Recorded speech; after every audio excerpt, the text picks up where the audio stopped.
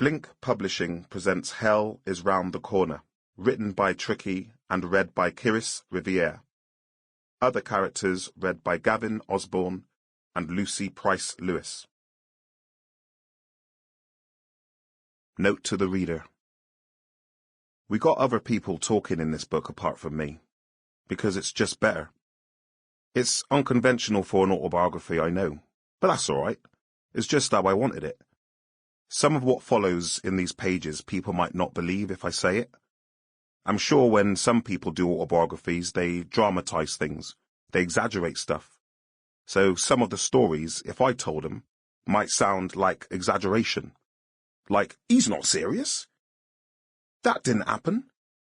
Coming from someone else, maybe they'll believe them, because they are true. There are family members talking about things that happened before I was born, or when I was too young to know what was really going on. And then there are friends who might remember things better than me. I had years of smoking weed, all kinds of drugs. Know what I mean? Sometimes it's more reliable someone else saying it.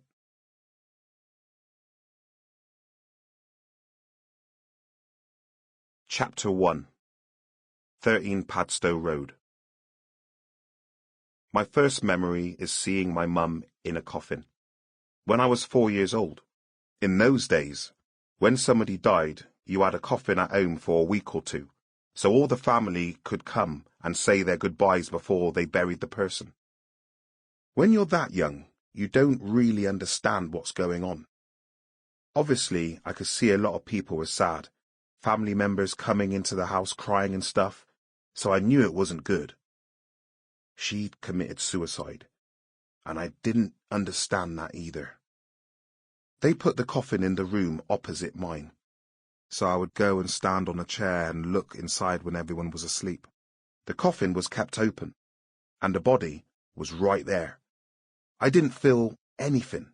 I knew she was my mum, but I couldn't really get the concept. So that's my first memory, at 4 years old, going into that room. I can't remember anything before that. I can't even remember my mum. That's my first memory of her, seeing her dead. I've never looked at it as bad or horrible. Most people's first memories about school or home or whatever, but that's mine. This was in me grandmother's house in Barnstable Road, Knowle West, a white ghetto area of Bristol, which was built in the 1930s to help clear the slums out of the city centre. It was my great-grandparents who first moved there, when they were young, into a council housing development that had just been constructed. People probably know I'm from a tough family, but no one knows the details. We were one of the first mixed-race families in England going back 3 or 4 generations. My grandfather was an African serviceman briefly stationed in Knowle West. There's a tribe in Ghana called Kway, but no one knows exactly where he came from. There's bound to be some slave history in his bloodline. He met a white woman named Violet, and they had a kid together. He eventually left England, so their daughter, my mum, Maxine Quay, grew up with the white side of her family in Knowle West.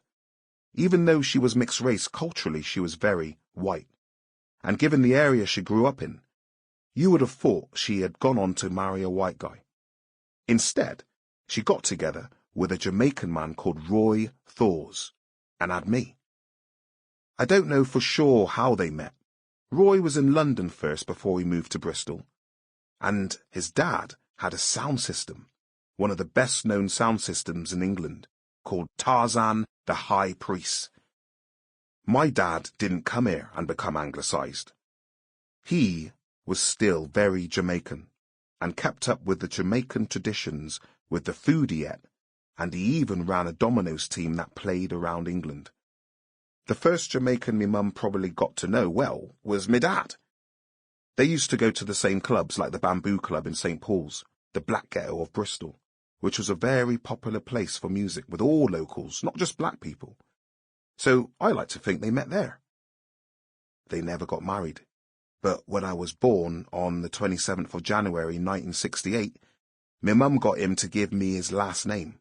If I'd taken my mum's name, I'd have been a Quay. Sample complete. Ready to continue?